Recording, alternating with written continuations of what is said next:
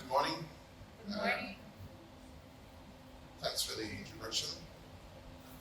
Indeed, I'm Glenford Baptist, and I've had the honor and the pleasure of working with Fabrigas a little bit over 20 years now. So I joined the company basically 6 months after we started, and I've been there ever since. What I will do this morning is I will share with you our work experience at Fabrigas.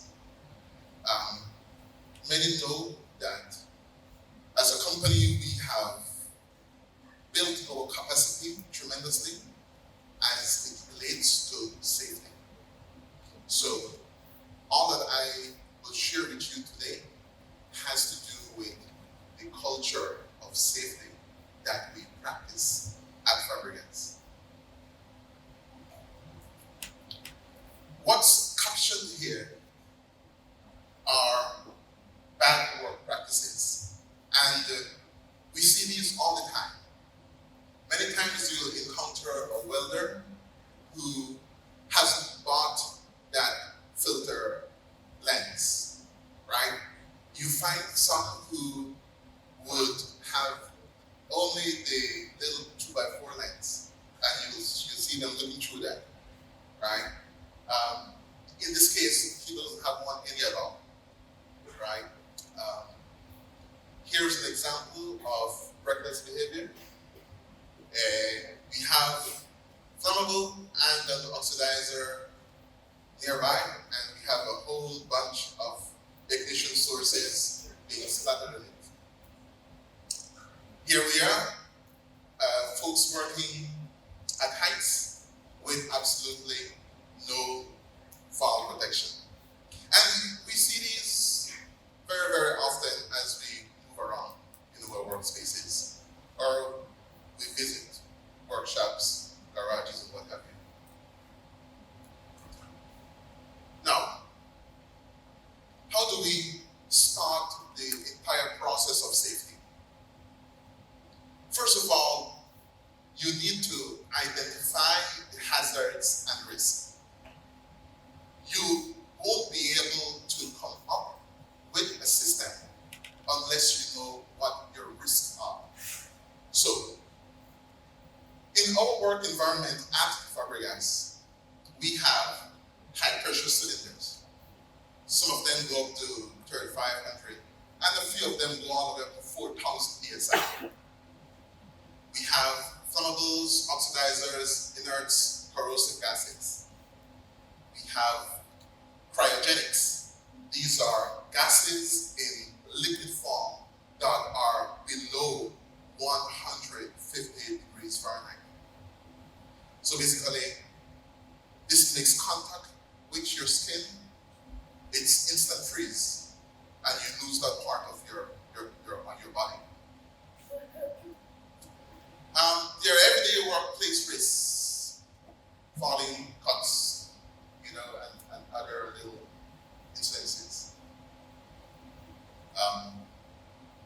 We have other examples: cleaning products, noise, lifting, equipment handling. So, what is true is that as the environment that you work in differ, your risk obviously will be different. But start by identifying your risks and your hazards. So, having identified risks and hazards, we now start to implement a process system. Okay? The first one is creating an awareness and a culture of safety. You won't be successful if you don't develop this awareness and culture in the psyche of your employees as well as your customers. So, we put in place procedures, policies, and we also ensure that we, first of all,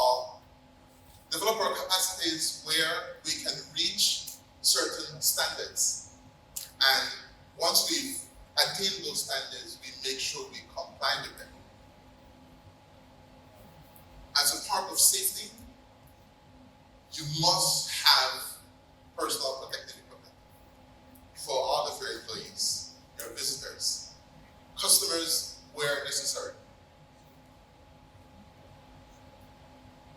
You must put in place infrastructure, building equipment, and so on. And you must have signage in place. Reverse parking here, right? No smoking here. Don't go beyond this side, and so on.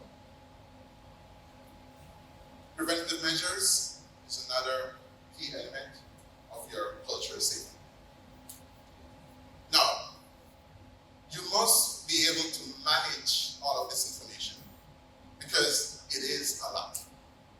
And in our case, we have a quality manager whose job it is to ensure that policies are complied with, they're put in place, they're complied with, and that they are reported and reviewed on a very regular basis.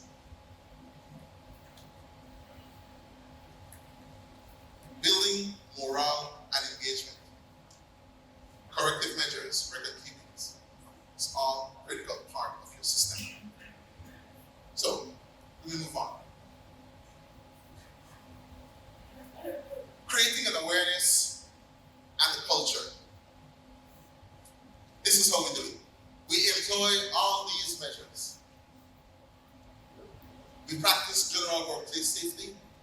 We ensure that personal protective equipment is made available to all employees, all visitors, and like I said before, customers where necessary. Our training includes hazmat training, DOT training, NFPA training, gases and cryogenics. We study the emergency response guidebook, CGA training. We do fire drills, hurricane plan, and others. It's a lot of work, right? DOT refers to Department of Transport. That's an international body based in the US that sets the standards for handling and for testing cylinders, whether they're high pressure cylinders or they're low pressure cylinders. NFPA, National Fire Protection Association. Again, it's another international body that we have membership in, and we adopt their codes and standards, and we ensure that we stay in compliance with them. All right, CGA, Compressed Gas Association, another international institution that has standards and codes for handling gases. So, we do this a lot. Many times it's on Saturdays. So you just imagine, most of us want a weekend off. We want to go and whatever it is, be with family, go on a trip, relax home. Most of the times you might have a hangover from Friday night. So, training is not what we want to hear. But if you're a part of the team, you got to be there. All right, let's move on. What you see here, these inserts are part of our policies and procedures. Okay, they're live documents that we use on a daily basis. Okay, and ultimately, the procedures, right, are extremely important because that set the stage and provide the necessary steps that you will take to execute certain duties. It gives you a guideline, right? Basically, you don't really have to think what you should do. It's provided for you. So, all procedures and work instructions have a safety section. So, if they're saying, just for argument's sake, if there are 15 different tasks that has to be done in the course of the business operation, there are 15 different sections that deal with safety for that particular activity. Okay, to continue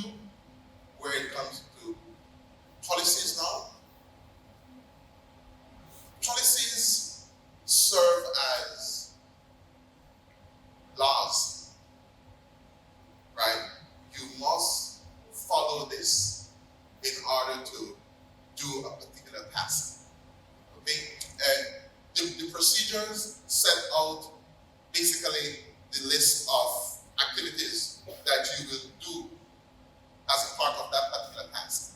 And the policies are the rules that you must follow, right, while doing that particular task.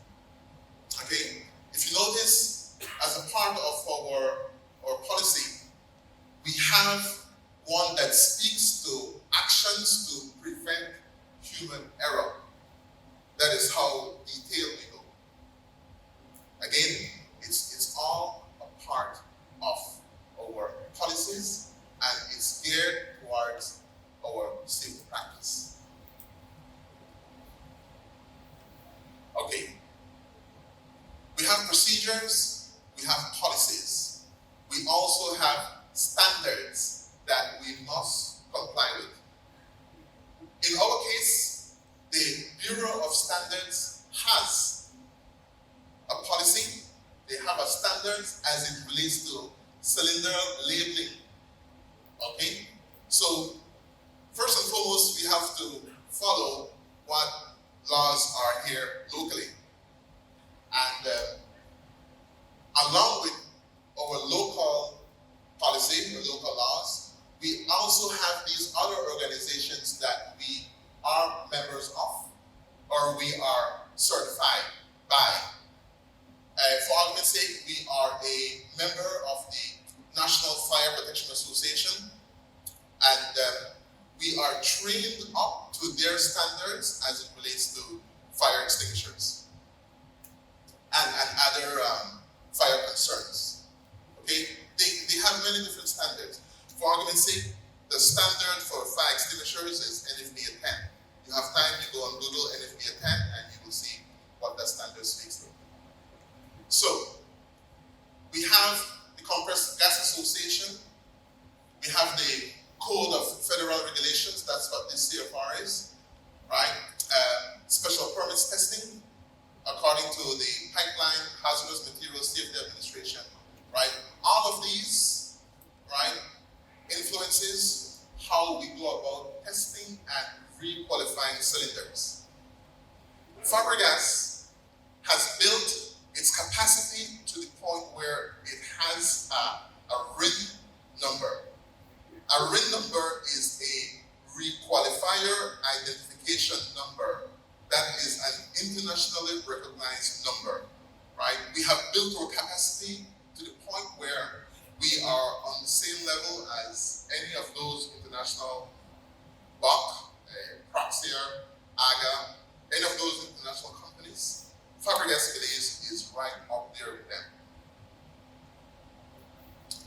Okay, let's move on. I've already shared this. Our quality management system.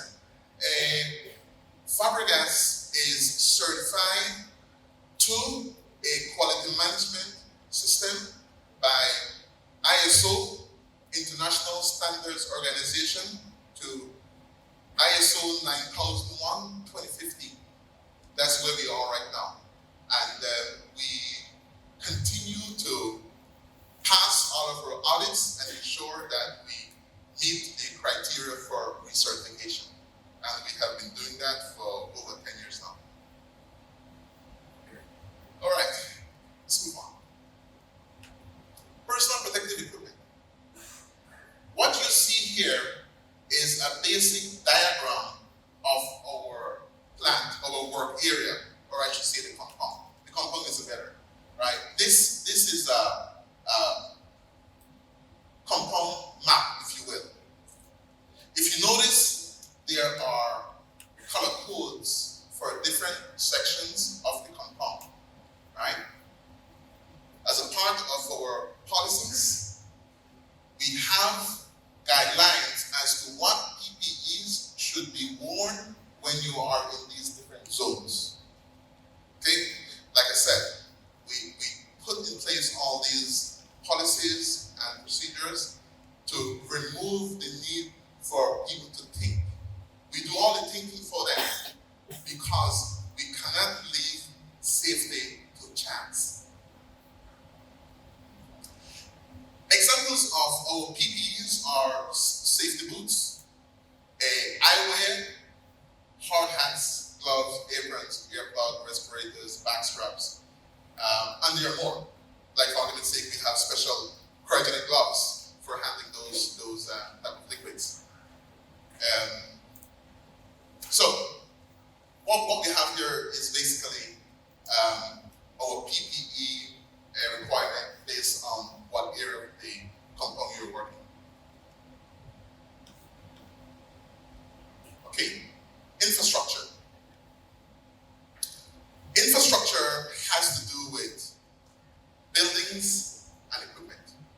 Okay, so we are handling industrial and medical gases, right? At the start of the presentation, I shared with you, we have flammables, we have inerts, we have corrosive, we have toxic, many different types of gases.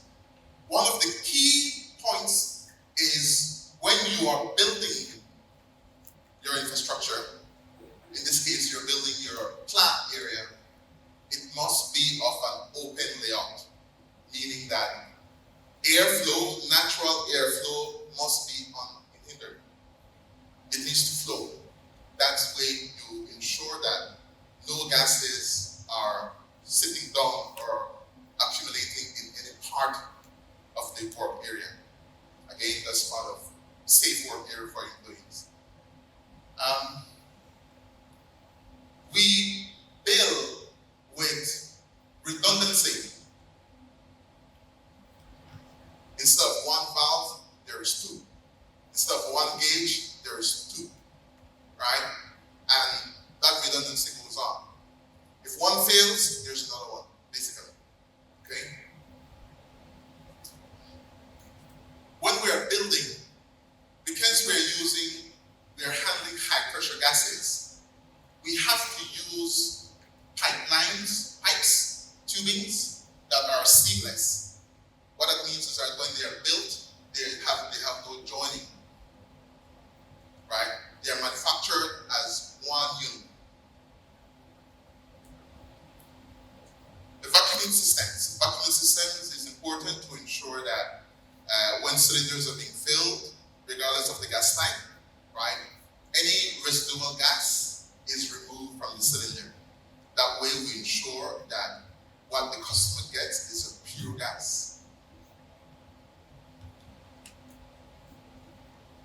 DOT, our cylinders, our valves, the components of our systems, that is our gas handling system, must comply to the US DOT standards. We are audited every 5 years, and in order to maintain our certification, we must pass these audits. Other than that, we are also subject to fines. So we must ensure that we maintain our standards. A part of our infrastructure, we use anti-whip pigtails. Pigtails is the term we use for the high pressure hoses that come off the manifolds. So anti-whip, what this does, it prevents the hose flying around. Let's say for some reason a hose got dislodged while it was filling, right? The hose will not be flying around like a missile because of the anti-whip design. We have kill switches, fire alarm system, pull stations, explosion-proof fittings, right? Industrial dryers, valves, eddy current testers, proof pressure tests. All this is in keeping with our DOT certification, and that is to ensure that we have good quality cylinders so that customers are safe when handling these gases. There is our number 1485. So that's a snapshot of what we put into our infrastructure. All right. Here's a little snapshot of some photographs of what we're getting at. Redundancy in gauges, anti-whip pigtails, okay, kill switches, fire alarms, valves, right? Okay. Signage is a very important component in safety. Like I said before, we take the guessing and the thinking away or out of the equation. We just want you to know at a glance. Okay? So every work area at Fabrigas has signage of the required P.P.E. So for argument's sake, if you're in the fire extinguisher service room, you're required to use masks, gloves, safety glasses. right? We have a testing area, hard hat, steel toes, safety glasses, a wash area, safety glasses, and this area here is, I can't read too well, it's kind of hazy, but nevertheless, machine area, machine area. Machine area, noise, earmuffs, eye protection to a minimum. Reverse parking or cylinder safety rules. You notice our trucks, they're properly labeled for identification in the public, as well as identifying what type of chemical we are carrying. Okay? All right, we continue on signage. These are actual photographs of our site. Okay? Fire extinguishers, no smoking, emergency contact numbers. In the event there is some emergency, there's a number here for contacts. No guessing. Restricted area. Reverse parking only. Do not enter. Signage. All right. We spoke about preventive measures at the start. A lot of the activity involves transporting these high-pressure cylinders to customer sites. Our trucks are on the highways every single day. So, we ensure that our trucks are designed to carry these cylinders safely, right? We use a double strap system for argument's sake. We have a mechanical lift, so our employees do not need any assistance in respect to handling the cylinders, moving them back and forth from the truck. Okay? So, lift gates, earlier Ms. Catus talked about back pain and lifting and so on, right? Our employees don't need to lift. A lift gate is provided on our trucks. Okay? Okay, to continue, we have a risk management procedure, right? Where basically risks for all the processes are considered and managed and frequently reviewed. The idea is that as the activity change, right, there may be an exposure to a particular risk. So we put in place a mechanism where we look at those risks very frequently and we put in place measures to mitigate, to avoid it. There are instances where a new piece of equipment may need to be brought in. We've come up with an idea whereby we can improve efficiency, by way of investing in a particular equipment and bringing that equipment in. When that happens, there is a change to the infrastructure. So again, we have a policy, right, that speaks to that. What new risk is involved in this new piece of machinery, right? And how do we go about preventing, right, any risk or any accidents based on this new equipment? Okay. In order for us to gauge our performance, we put in place a safety indicator. Now, we basically don't want any accidents of Fabrigas. So our indicator is at 0. We don't want any accidents. And part of that procedure includes ensuring that there is compliance. It's measured, it's communicated, we keep staff engaged, right? And we do other activities that will build morale and maintaining that culture of reward for good jobs, right? And where you're falling, you're encouraged to come to that level, okay? We have on record 3,285 days without at Fabrigas. Okay? And, we continue to